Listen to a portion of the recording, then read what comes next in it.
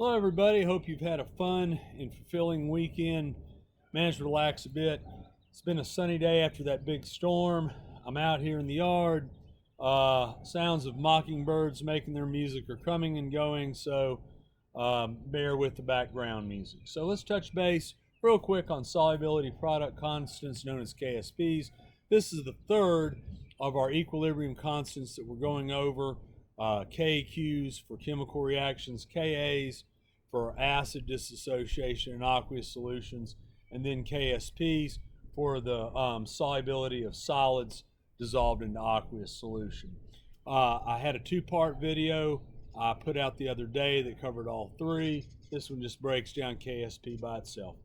KSP is the product of concentration of ions at equilibrium, each raised to the power of their coefficients in the solid dissolved.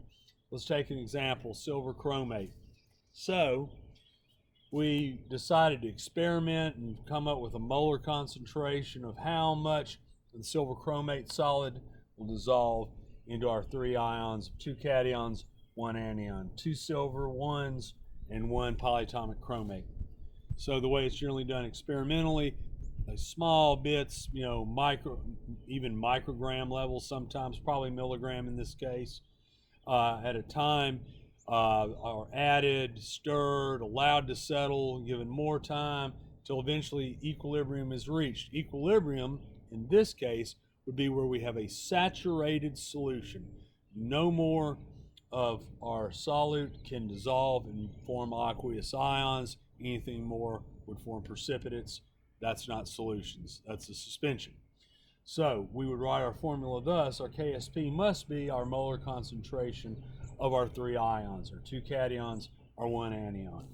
So if we have dissolved our solid silver chromate into water until we've reached equilibrium, we make an analysis. Let's say that we're able to do some sort of chemical analysis, some sort of titration maybe, that establishes that the amount of concentration of silver in our solution is 1.3 times 10 to the negative fourth molar. So find our KSP. So we've found part of the equation that would naturally stick here, and it would be raised to the second power because of its representation in the solid form. But we need to find out what it's going to be for chromate. Now, if chromate were a one-to-one representation, we would just simply plug in the same number there. But this is a 2-to-1 or 1-to-2, so we do a little bit of a stoichiometric manipulation. So we must assume that the chromate must be represented at half the molar concentration of the cation silver. So we just make this our standard, unknown over known molar relationship here, and we get, of course, half the value of this number, which is 6.5 times 10 to the negative fifth power. Now we can simply add our values in.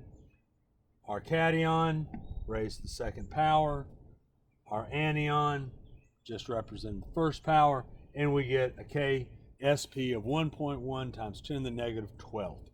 So there we are, KSP in a nutshell. It's similar to our other equilibrium constants. The exception being is there's no reactant on the bottom of some fraction on below the products, because we're not concerned with the reactant at all. We're looking at dissolved stuff. The reactant, so to speak, even though this is not a chemical reaction, is simply a solid. Solids, by definition, are not dissolved. They're not ions. So there is no denominator in the KSP equilibrium formula as opposed to Ka and Kq.